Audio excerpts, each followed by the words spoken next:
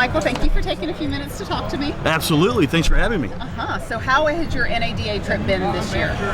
Started off a little slow trying to get here, but the last 2 days has been great, reconnecting with old friends and colleagues and great partners like you guys.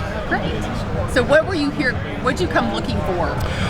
You're really looking for that next level in AI to drive our service departments.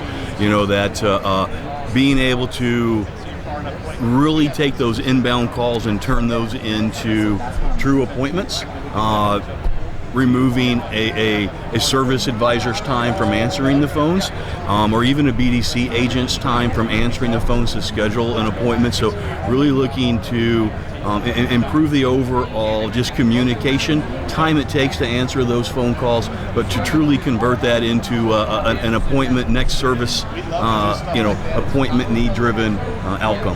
Do you have a BDC in most of your dealerships? So we have a centralized BDC center that takes care of all 10 of our dealerships today. Okay. So has that relieved some of the workload on your advisors successfully? 100%. Most of our customers today, when they call in to schedule an appointment, if we weren't proactive in setting a next service appointment, get my BDC, it's relieved incoming calls to schedule appointments. Now our challenge is how do we relieve I'm calling to check on the status of my call, because advisors don't answer their phones, Heather. As long as I've tried, they just won't answer their phones. And so being able to have an AI tool that is capable of interacting with that, hey, I'm calling to check on the status of my car even, and to be able to give that customer answers, and worst case scenario, send a text message or an email to my service team to let them know they need to reach back out to that customer. Have you been successful in finding what you're looking for?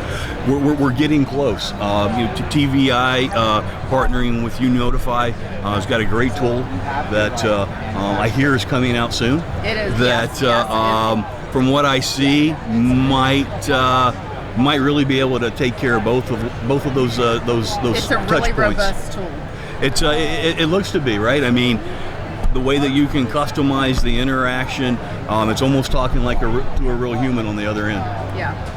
So what other challenges have you guys seen in 2024 as we head into 2025 from a fixed ops standpoint? It's about driving retention. I don't think enough people are talking about it, but we had this little phenomenon that happened a couple years ago, and I won't even mention the word. I don't know what you're talking about. And it's absolutely impacted fixed op. Listen, it's impacted the entire industry, but it's impacted fixed operations. We don't have as many cars on the road today as we did. So when we look at our 7-year UIO, and the manufacturers are talking about it, right? It is as critical today as ever to be able to retain customers and being able to earn the right for them to want to come back and do business with us. And so making sure that however they choose to communicate with us, we do it above and beyond and provide a world-class service. And so, right, that's the magic sauce that we're trying to find today. So you brought up the not to be mentioned again issue from a couple years ago that kind of revolutionized our industry. It did. Have you found that customer satisfaction has been an issue since then? 100%. All of my stores and a lot of groups that I talk with, it's become even more difficult. Customers, we made it easy because we tried harder to allow customers to not even show up at our stores. And then the moment that we lifted the ban, it was like, nope, we lost everything that we learned, and now we're forcing that customer to come back in. So things like even mobile. My group's not ready for that today. We're working towards that, but we have to be more flexible.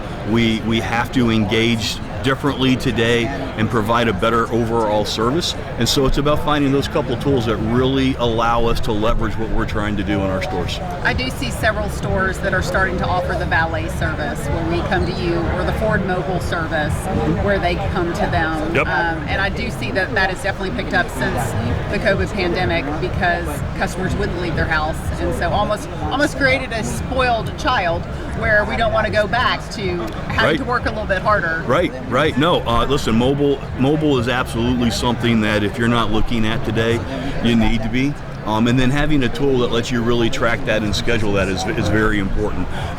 One of the things that we're doing as a group that a lot of people have forgot about is just the fact that we are now able to have rental cars again. And what we are learning, what we already knew, but what we're really learning is customers are willing to pay for an experience. Heather, they're coming to the dealerships, for God's sakes. They're already willing and expecting to pay a little bit more if we just provide that level of service. And in a lot of cases, we pay less. But what we're really focusing on to allow the customer to get away from having to wait in our shops is offering them the convenience of a rental car. Not a loaner car. I didn't say the L word. I said rentals. And, so being able to put a customer in a car for literally $9.99 while I'm servicing their vehicle. It makes them happy, or gets them out of our stores. The experience is better because they're not sitting in a lounge with 30 of their new best friends drinking bad coffee, and it allows them to carry on with their day. And in turn, our ROI has increased drastically, and we're just beginning.